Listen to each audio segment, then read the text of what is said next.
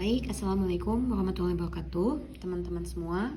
Karena mungkin hari ini kita nggak bisa belajar gitu kan ya, dan tadi juga penjelasan Ibu kurang jelas. Jadi Ibu akan menjelaskan kembali tentang materi hari ini, yakni stoikiometri reaksi sederhana.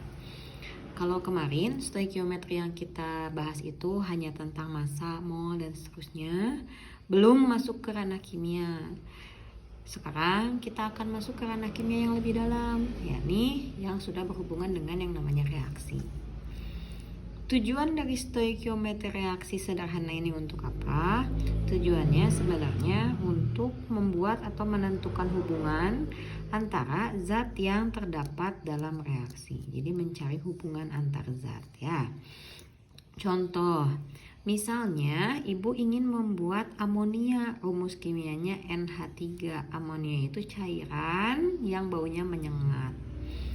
Nah, ketika kita mereaksikan sesuatu, di kelas 10 dulu sudah pernah membahas tentang hukum kekekalan massa. Artinya jumlah H di sebelum panah dengan jumlah H di setelah panah harus sama. Jumlah N di sebelum panah dan jumlah N di setelah panah juga harus sama. Maka kalau Ibu gambarkan H2 di sebelum panah berarti kan begini ya. Ini misalnya 1H, ini 2H, berarti H2 itu seperti ini. N2 kalau Ibu misalkan modelkan berarti seperti ini, N yang pertama, N yang kedua. Kalau NH3 berarti ini N-nya ada 1, H-nya ada 3. Kita sekarang tinjau, H-nya ada berapa nih? Ada 2 kan? Sedangkan di setelah panah H-nya ada berapa? Ada 3. Berbeda. Sekarang lihat N-nya. N-nya di sini ada berapa? N-nya ada 2, di sini ada 1. Bagaimana caranya supaya sama jumlah N-nya? Kan begitu ya. Kenapa nggak nyamain jumlah H? Karena susah.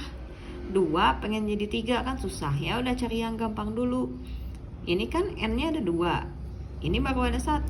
Biar gampang ya udah kita bikin lagi aja kan di sini. Bikin lagi apanya?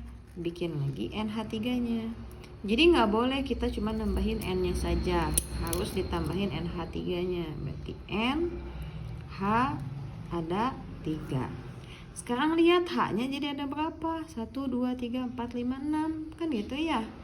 Berarti di sini juga H2-nya harus ada 3. Nah, 1. Tambahin. Lihat H-nya jadi ada berapa? 1, 2, 3, 4, 5, 6. Oh, artinya H2 ini harus ada 3 buah. Maka kita tulis 3 di depannya. 3 ini yang kita sebut sebagai koefisien. Oke. Sekarang NH3-nya ada berapa?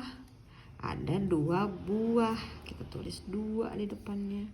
Itu yang kita sebut sebagai koefisien. Ya. Kalau N2-nya apakah perlu ditambah lagi angka di depannya? Nggak perlu. Kenapa? Karena udah sama. Kan gitu. Ya. Kalau sudah sama seperti ini, oh ini yang disebut sebagai persamaan reaksi yang setara. Itu udah di kelas 10 harusnya. Di sini kita nggak bahas itu. Kita membahas yang lain yang sudah lebih dalam daripada itu. Sekarang kita tinjau 3 molekul H2 itu akan menghasilkan 2 molekul NH3. 3 molekul H2 menghasilkan 2 molekul NH3. Berarti perbandingannya 3 banding 2. Kalau Ibu pengennya 4, di sini berapa? Kan gitu ya. Gimana cara cepatnya? Cara cepatnya sebenarnya gini. Yang ditanyakannya, koefisien yang ditanyakan kan 2 ya. Berarti tulis di sini 2. Dibagi ke sini, loncat koefisien yang diketahui 3 dikali apa yang sudah ada di soalnya 4. Maka yang di titik-titik ini hasilnya 8 dibagi 3 alias 2,6 sekian. Apa? Mol. Karena ini juga 4-nya mol gitu kan ya. Berarti jadi ini hasilnya 2,6 mol. Kalau yang ini gimana? Sama, dirinya dibagi yang diketahui temannya yang udah ada angkanya dikali yang sudah ada angkanya yang diketahuinya 4 mol. Nanti hasilnya jadi berapa? Ke bawah ya, maaf, 4/3 alias 1,3 ya, 0,3 sekian. Berarti di sini berapa? 1,3 apa? Mol. Berarti lihat, kan awalnya yang diketahui H doang 4 mol. Tapi kita bisa nyari N2 sekarang. Kayak gak nyambung. Yang ini mah H2, yang ini mah N2, kan bedanya. Tapi bisa gak dihitung molnya? Bisa ternyata. Pakai apa? Pakai hubungan yang ini. Tadi gimana nyarinya? Angka punya dirinya dibagi angka punya temennya dikali mol punya temennya. Ulangi ya, di sini juga sama. Angka punya dirinya dibagi angka punya temennya yang udah punya molnya dikali molnya. Alias kalau misalnya mau dituliskan rumusnya, berarti mol yang ditanyakan itu atau yang dicari gitu kan ya, berarti koefisien dirinya atau yang dicari ya kan, yang dicari ini N2, makanya dimasukkan koefisien N2. Ini kalau nggak ada angkanya berarti ada angka 1 sebenarnya gitu ya, makanya di sini masuk 1 untuk yang bingung.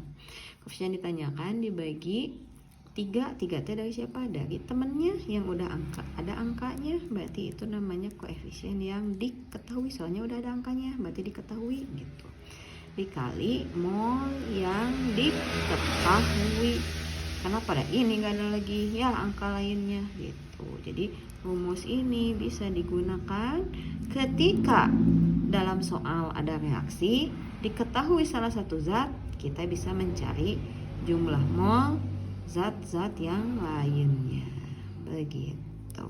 Itu namanya stoikiometri reaksi sederhana ya.